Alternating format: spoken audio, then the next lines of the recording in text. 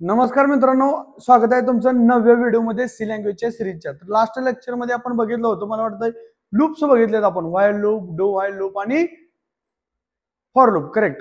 आणि आता त्याच्या आधीच्या लेक्चर मध्ये आपण इफ बघितलेलं, एल्स इफ बघितलेलं, नेस्टेड इफ एल्स बघितलं. ओके, तर आजच्या लेक्चर मध्ये आपण काय करणार आहे माहिती आहे का, एक कंट्रोल फ्लो स्टेटमेंट आहे का नाही,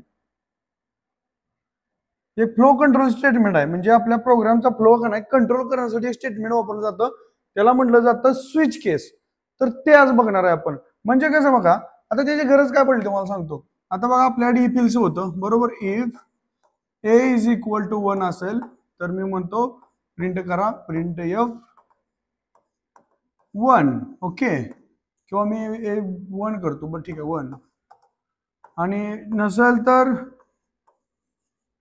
else if A is exactly equal to 2 असेल तर काय प्रिंट कर, प्रिंट एफ 2. आणि same else if A is exactly equal to 3 असेल तर काय प्रिंट कर, प्रिंट एफ 3. ओके, असा जर प्रोग्राम दिला आणि याची व्हॅल्यू जर मी समजा दिली 2 तर काय येणार, पहिल्यांदा चेक करणार याची व्हॅल्यू 1 आहे का, नाही, सोडून दिलं. याची व्हॅल्यू 2 आहे का, येस, मग काय आलं 2 आलं. ओके, जर इथे त्यानं 3 टाकलं तर काय चेक कर, 1 आहे का नाही, 2 आहे का नाही, 3 आहे का नाही, हा 3 असल्यावर 3 प्रिंट कर. समजा यानं 6 टाकलं तर पुन्हा चेक कर, 1 नाही, 2 नाही, 3 नाही, मग काहीच नाही. जर एल्स ब्लॉक लिहिलं तर म्हणाल 6.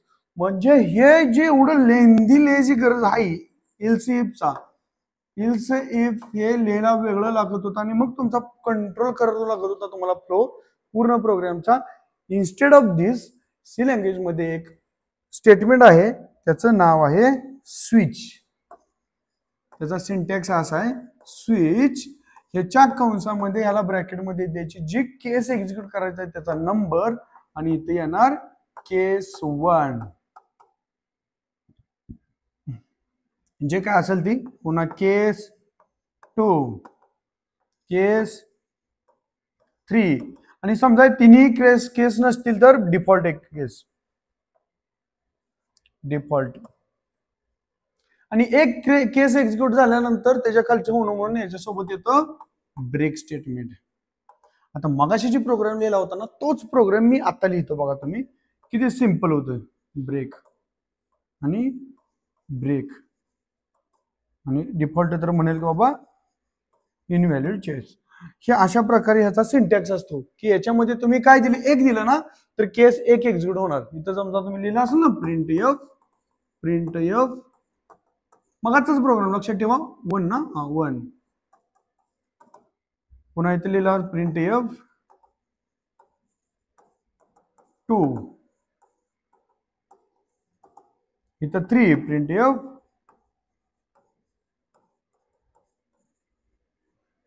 ओके, आणि डिफॉल्ट तर तुम्ही लिहिला जाल नन ऑफ द अबाव, असं काहीतरी लिहिलं. ओके, तर याचं वर्किंग कसं होतं, पहिल्यांदा हे स्विच केस हे फंक्शन काय मागतं, त्याला एक पॅरामीटर मागतं की कुठली केस एक्झिक्यूट करायची ती दे बाबा मला. तुम्ही जी केस देताल ना ती केस ह्याच्यातली एक्झिक्यूट करतोय. समजा तुम्ही 1 दिलं 1, 2 दिलं 2, 3 दिलं 3. जर ह्याच्यात कुठलीच केस दिल्याने तुम्ही वेगळीच लिहिली 10, जी ह्याच्यात केस नाहीच, मग ती कोणती एक्झिक्यूट करतोय, डिफॉल्ट केस. आणि हे इन्स्टेड ऑफ इपीएलचे मोठं लेंदी लिहिण्यापेक्षा हे त्यांनी एकदम सिंपल केलं आणि स्विच केस आपल्यामध्ये सी लँग्वेज मध्ये एकदम सोप्या पद्धतीने आलं. त्याचा वापर करून खूप काही करता येतं. आपण जर डेटा स्ट्रक्चर मध्ये बघितलं तर तुम्ही बघितलं असेल स्टॅक, क्यू, लिंक लिस्ट तुम्हाला माहित असेल तर त्याचा आपण प्रोग्राम बनवताना बनवतो बघा. एंटर आपण याची काही एक्झाम्पल बघूच, काय विषय ना, मग तिथे तुम्हाला एकदम क्लिअर कट समजेल. मग तात्पुरतं तुम्हाला ह्याचं मी प्रोग्राम करून दाखवतो की एक्झॅक्टली कसं वर्क करतं आणि याचं कसं ऍप्लिकेशन रिअल लाईफ मध्ये कुठे ऍप्लिकेशन असतात ते. ओके, डायरेक्ट भेटू स्क्रीनवर. तर डायरेक्ट आपण व्हीएस कोडच्या स्क्रीनवर आलो, एक फाईल तयार करू. त्याचं नाव देतो स्विच केस डॉट सी. ओके, काय अडचण नसावं. आणि इथं मी डायरेक्ट कोड लिहायला चालू करतो, जे आपल्याला फिक्स होता तो त्याचं टेम्पलेट stdio.h. आणि इथं इंट मेन लिहितो, इंट मेन, आणि इथं लिहितो रिटर्न 0.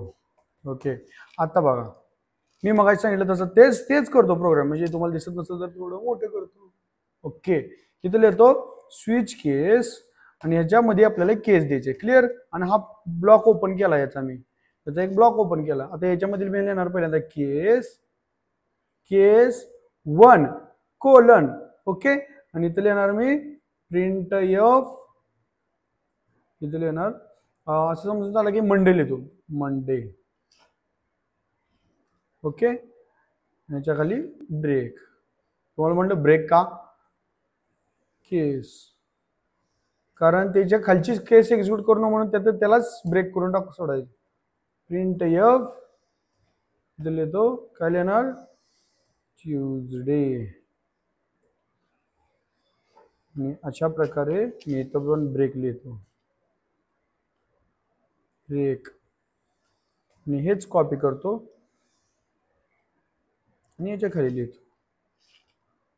ओके, केस 1 इकडे घेतो म्हणजे लक्षात येईल. इथं 2 झालं म्हणून 1 होतं. मल्टिपल कर्सर लागतात का बघतो, लागलं. इथं लिहितो ये, सॉरी 2 3 आणि 4. ओके, आणि इथं लिहितो म्हणजे वेडनेसडे. क्लिअर. आणि इथं लिहितो थर्सडे. आधी फॉर्मॅटर ऑन करतो, फॉर्मॅटर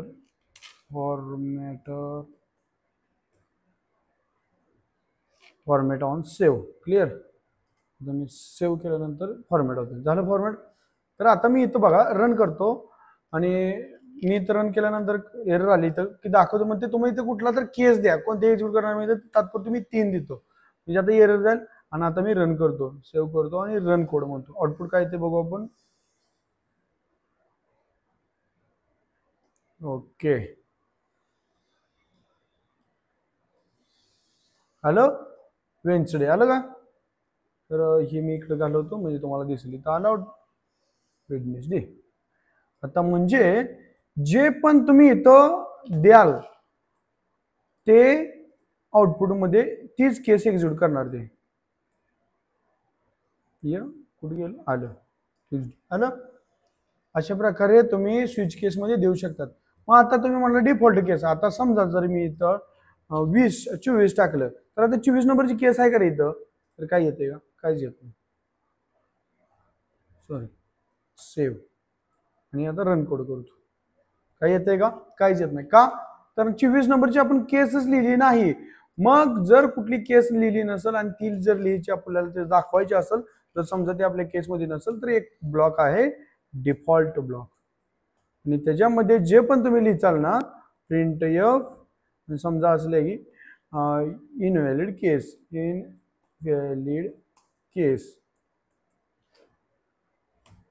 ओके. आणि आता रन करतो, सेव्ह आणि रन कोड आलं, इनव्हॅलिड केस आले. कारण का तिथे दिले किती रे? 24 दिले. आपण मला दिसत नसतं, लहान करतो आणि दिसत असेल. आता मागं आलं कधी आता.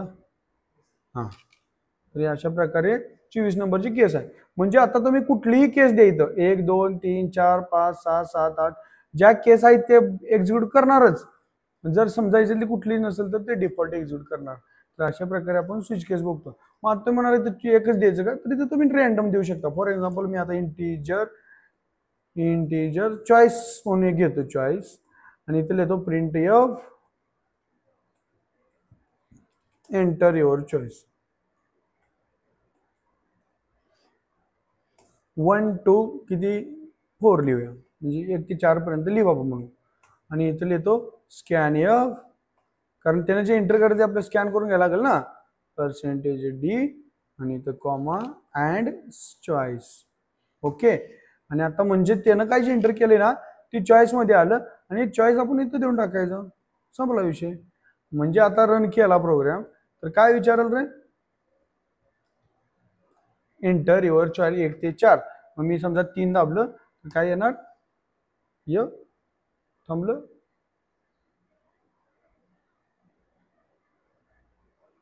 काय झालं थांबा बघू आपण काय झालं. चॉईसला इथं चॉईस दिली, जे पण काय एंटर केले ते केस 3 एक्झिक्यूट व्हायला पाहिजे होते. झाले का?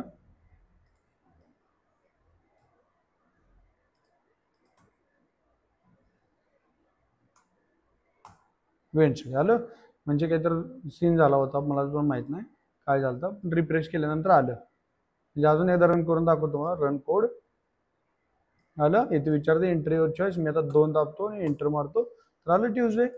पुन्हा आता रन करून दाखवतो तुम्हाला, म्हणजे तुम्हाला डिफॉल्ट केस एक्झिक्यूट होते का नाही दाखवतो. Run code, yes enter your choice, आणि मी आता 6 करतो म्हणजे आपली तर नाही ती केस, तर म्हणाले invalid case.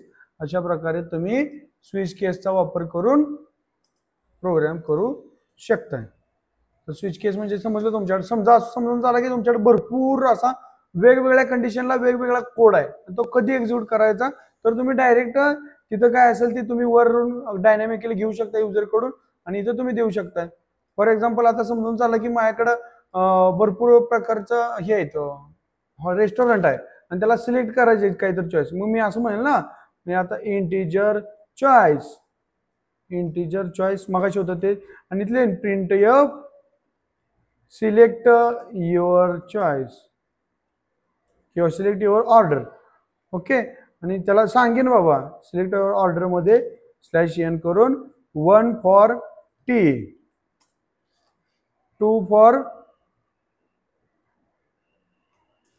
Coffee, 3 for vada pav, असं काही जर तुमचं असेल दिलेलं असेल तर ठीक आहे ना, तुम्ही इथे देऊ शकता. आणि इथं त्यानं जे काही एंट्री केलं ना ते स्कॅन एफ करू, स्कॅन एफ जे मगाशी लिहिलं होतं तेच, काही विषय नाही. आणि असं नाही की चॉईसच व्हेरिएबल लागते, कुठलंही तुम्हाला जे आवडते ते घ्या. आणि अँड चॉईस, ओके, नाही तुम्ही घेतो आता जे चॉईस आले तिथं आले. आता 1 फॉर टी, मग इथं 1 ला काय पाहिजे ना, इथं टी बद्दल काय लिहायला पाहिजे ना. Okay, you selected tea please pay 5 rupees. नाही 5 रुपये द्यायच्या, कोण पेते 10. ओके, पुन्हा सेकंड कॉफी असेल ना, तर लिहू ना यू सिलेक्टेड कॉफी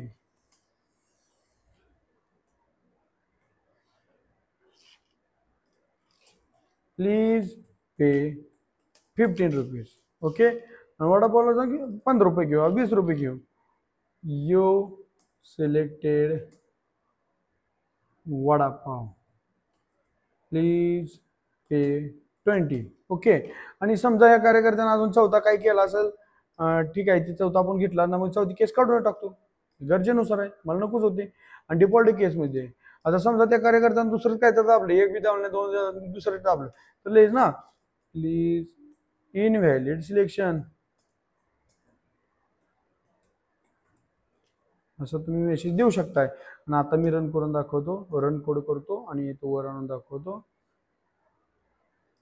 दिसतंय प्लीज सिलेक्ट युअर ऑर्डर, मग मी काय म्हणाल 2, तर काय म्हणाल you selected copy please pay 15 rupees. अशा प्रकारे काही छोटं मोठं आपल्याला याच्यात विषय काय मोठा प्रोग्राम बनवायचा नंतर. आता सध्या तुम्हाला त्याचं मिनिंग किंवा त्याचा यूज काय ते समजण्यासाठी स्विच केस असतो. म्हणजे स्विच केस थोडक्यात काय आहे, समजा इफ आय हे स्विच केस नाहीच तुम्हाला यूज करायचं, तर तुम्ही इथे इफ एल्स वापरू शकता, एल्स इफ वापरू शकता, पण ते खूप लॉंग प्रोसेस होत्या. मग ते फ्लो, मग सेपरेटच आपल्याला एक स्विच केस स्टेटमेंट दिलंय की जे काय कर प्रोग्रामचा फ्लो कंट्रोल करते, म्हणून याला फ्लो कंट्रोल स्टेटमेंट सुद्धा असं म्हटलं जातं. आणि ब्रेक हे काय करतं, शेवटी फ्लो आहे का ना तो कंट्रोल करतो, त्यामुळे ब्रेक सुद्धा काय आहे फ्लो कंट्रोल स्टेटमेंट आहे. अजून एक असते कंटिन्यू म्हणजे ते तिथली प्रोसेस. आता समजा ते कंटिन्यू जर तुम्ही लूप मध्ये वापरला ना, ते लूप मध्ये कंटिन्यू ते इटरेशन स्किप करतो. मग हे सुद्धा काय आहेत फ्लो कंट्रोल स्टेटमेंट आहे, म्हणजे प्रोग्रामचा फ्लो कंट्रोल करते ते. अजून गो टू आणि लेबल हे सुद्धा 2 आहेत. तर अशा प्रकारे आपल्या स्विच केस संपलेला आहे. काही अडचण असेल 100% तुम्ही मला कमेंट करू शकता किंवा माझ्या डिस्क्रिप्शन मध्ये इंस्टाग्राम लिंक आहे, त्याला फॉलो करून मेसेज करू शकता. भेटू पुन्हा अशाच एका व्हिडिओ सोबत, तोपर्यंत सबस्क्राईब करा. जय हिंद.